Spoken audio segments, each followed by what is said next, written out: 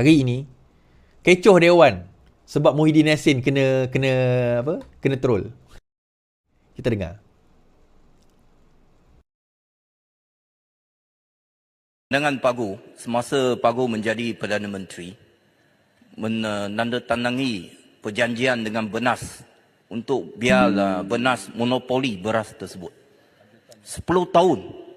Bukanlah itu sesuatu keputusan yang membebankan rakyat.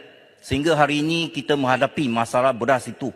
Keranalah Pagu apabila menjadi Perdana Menteri pergi tanda tangan 10 tahun dengan Benas biar mereka monopoli. Dan hari ini kita terikat dengan perjanjian tersebut. Dan Pagu tadi ada kata tentang kita mesti Pagu ragu tentang subsidi yang kita dapat jimat itu dapat sampai kepada rakyat. Kenapa Pagu rasa ragu? Adakah sewaktu Pagu jadi Perdana Menteri itu, Pagu tidak laku secara hemah? Sehingga anak menantu pergi cabut ke luar negara sekarang pun tak boleh balik lagi. Tarik balik. Ya, Pagu. Apa kaitan? Kenapa anak menantu tak boleh balik untuk menghadapi siasatan daripada SPRM? Sampai hari ini tak boleh balik lagi. Semua dia tarik. Itu sudah luar Ini luar tajuk. bangsat punya orang ni. Ya. Apa Pada betul Biada. perkara yang Biada hujung boleh dipakai. akhir itu Tadi speaker tak tarik balik menantu perkataan saya biada. itu ada Biada. niat jahat. Ya, tarik balik. Pasal perkara ini yang kita bahas bukan soal itu. Ya, saya minta supaya dia tarik Yahudi balik punya ni. kenyataan yang telah pun disebutkan tadi. Kota Melaka tarik balik. No. Speaker Peraturan Dewan. Di mana speaker? Sebelum itu, di mana speaker? Saya guna Peraturan Dewan 36/4. Bahasa kurang sopan dan biadab. Saya minta Yang Berhormat Arau tarik balik perkataan bangsat yang dihalakan terhadap Kota Melaka. Arau mengeluarkan perkataan bangsat terhadap Kota Melaka. Saya minta perkataan itu ditarik balik. Saya tidak Selesai satu-satu. menuju kepada sesiapa. Yang Berhormat tadi benarkan perkataan biadab digupakan di Parlimen. Saya dah tengok Yang Berhormat diam. Selesaikan Jadi saya nak satu-satu, beritahu, Yang Berhormat. Ini kita menyebut secara umum. Saya tak sebut Kota Melaka apa. Saya tak sebut secara umum. Ya. Lepas perasaan geramnya saya pada mereka. Okay. Alright. Kita dah dengar tadi. Ada dua perkara lah. Pertama sekali, oleh Kota Melaka tadi, dua perkara. Pertama, PN bising pasal apa orang kata bernas memonopoli. Dia tanya, bukankah kamu iaitu Muhyiddin Yassin yang tanda tangan 10 tahun monopoli bernas terhadap beras? Itu soalan pertama. Kedua, Muhyiddin Yassin membangkitkan isu, adakah benar subsidi tersebut sampai kepada rakyat? Kemudian Kota Melaka kata, yang kamu persoalkan tu adakah kerana kamu ada pengalaman? Yelah, pengalaman lah. Ada subsidi tapi subsidi tu tak sampai kepada rakyat. Sehingga anak menantu tak nak balik ke luar negara. Lepas tu diorang gaduh kat situ lah kan. Tapi dua poin yang dibuatkan oleh Kota Melaka tadi adalah valid point, tuan-tuan. Yang pertama berkenaan dengan 10 tahun yang tak dijawab oleh Muhyiddin Yassin. Sebenarnya, Bernas itu menandatangani konsesi untuk untuk monopoli beras itu selama 10 tahun. Perjanjian itu adalah selama 10 tahun dengan kerajaan untuk bernas. Dan yang kedua adalah berkenaan dengan subsidi. Jadi bila dia tanya soalan, bila Paguh bertanya soalan kepada Tambun, Perdana Menteri bertanya Perdana Menteri, adakah subsidi itu sampai kepada rakyat? Seolah-olah dia tak yakin bahawa subsidi itu sampai kepada rakyat. Dia datang ketidakyakinan itu datang daripada mana? Dia kena be specific about it. Seolah-olah ketidakyakinan itu datang daripada pengalaman dia sendiri. Itu yang dikatakan oleh Kota Melaka tadi. Dan dia relate lah, sebenarnya tak perlu pun dia relate pada anak menantu. Tapi mungkin, yelah, dengan secara indirectly nak bagi tahu. Of course, dalam Dewan tak boleh lah, tak kaitan pun benda tu kan. Tapi saya kat luar ni, saya boleh tanya. Yalah, betul lah. Adakah dengan pertanyaan itu, ketidakyakinan subsidi itu sampai kepada rakyat, seolah nak mengatakan bahawa PMX nak sakau subsidi tersebut? Itu soalan dia, seolah-olah. Dan bila dia bercakap dalam perkara konteks tersebut, apakah dia bercakap dalam konteks bahawa dalam konteks pengalaman dia sendiri? Itu persoalan yang nak dibawa dalam hal ini. Okay? Baik, soalan dia bawa saya Dewan Rakyat kecoh gara-gara isu menantu Muhyiddin. Dewan Rakyat kecoh seketika hari ini susulan Ko Poi Tiong, Pakatan Harapan Kota Melaka, mencelah perbahasan Muhyiddin Yassin dengan membangkitkan isu menantunya Muhammad Adlan Berhan yang kini menjadi buruan SPRM. Ketika itu Muhyiddin membahaskan rancangan undang-undang pembekalan 2024 dan sedang membangkitkan isu kenaikan harga beras. Ku kemudian mencelah dan menyoal Presiden berhubung kenyataan keputusan kerajaan membenarkan konsesi bernas selama 10 tahun bermula 11 Januari sehingga 2031 ketika Muhyiddin Yassin menjadi Perdana Menteri. Ahli Parlimen DIP juga membangkitkan kes menantu Muhyiddin yang masih di luar negara walaupun telah diletakkan di bawah senarai notis merah Interpol. Tidak puas hati, Ku Muhyiddin meminta timbalan speaker yang mengarahkan Ku menarik balik kenyataan tersebut. Tuan Speaker, seperti dibagikan oleh Ketua Melaka tentang menantu saya dibuat dengan niat jahat, saya minta dia tarik balik. Pasal kenyataan ini yang kita bahas bukan soal itu katanya. Okey. Suasana terus hangat. Okey, saya menggunakan namun Syahidan tetap mempertahankan. Okey, satu lagi, bila Syahidan rujuk perkataan bangsat tadi tu, disebut perkataan bangsat. Kemudian apa orang kata jelutong Sanis Raya. Sanis Barat Netaji Raya.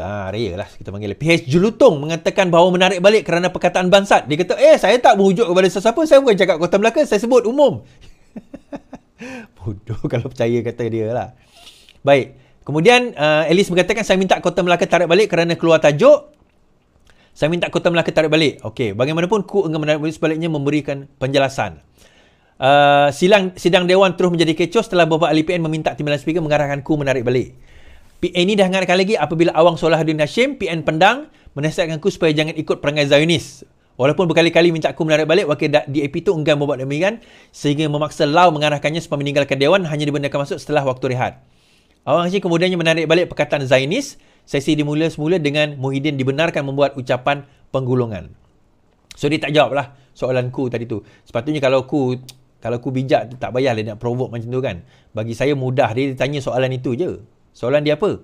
Soalan dia berkenaan dengan konsesi 10 itu sebenarnya kita nak tahu tu. Konsesi 10 tahun tersebut ditandatangani bila dia mempersoalkan tentang beras. Itu yang kita nak persoalkan. Apa sampaikan Perikatan Nasional kata apa?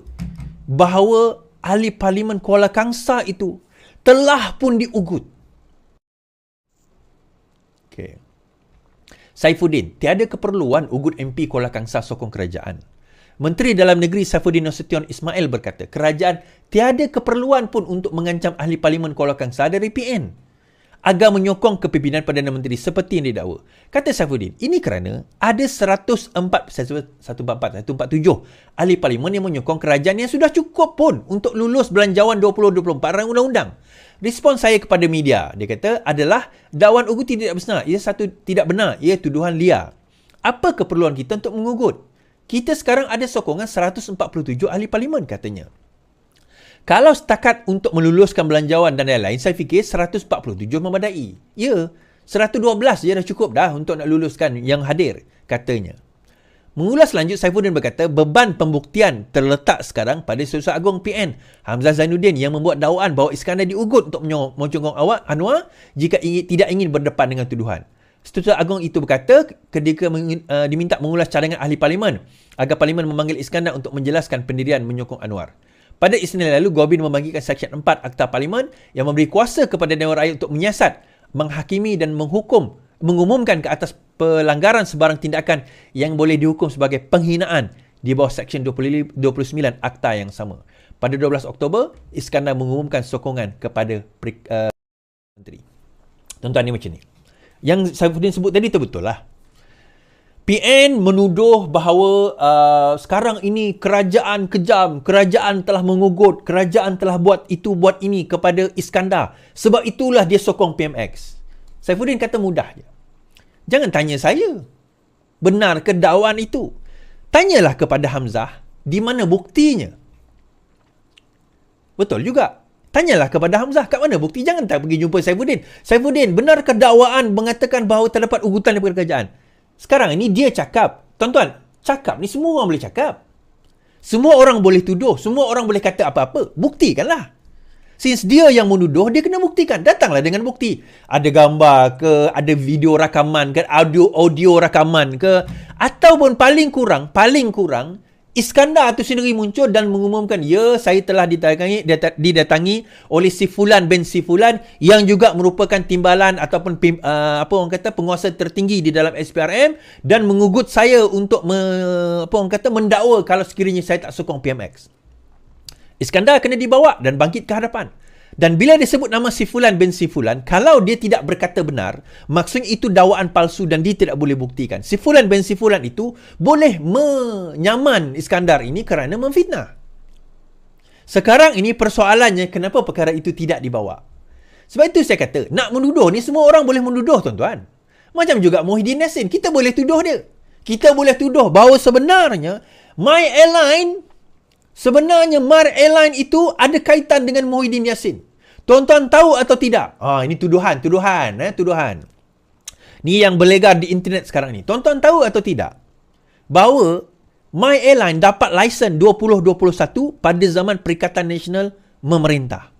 Out of nowhere, tiba-tiba My Airline dapat lesen tersebut. Now, soalan dia begini. Bukan soalan. Perkara dia begini. Didapati bahawa 99% pegangan My Airline itu dipegang oleh satu company. Dan company itu memang terkenal sebagai company scammer. Company scammer memang diketahui sebagai company scammer. Dan nama dia bukan kali pertama saya dengar. Nama dia pernah datang sebelum ini, kalau tak silap saya berkaitan dengan Macau scam, kalau tak silap saya, ataupun ada satu scam yang lain berkaitan dengan company tersebut. Tetapi jelas-jelas dia sebagai shareholder, tiba-tiba 99% pegangan dan juga shareholder di dalam company yang 99% tadi tu pun memang scammer yang dikenali, tiba-tiba dia dapat lesen My Airline. Kemudian orang buat konklusi, adakah ini kaedah Perikatan Nasional setelah sakau duit rakyat pergi salurkan kepada money laundering, tempat cuci duit ini?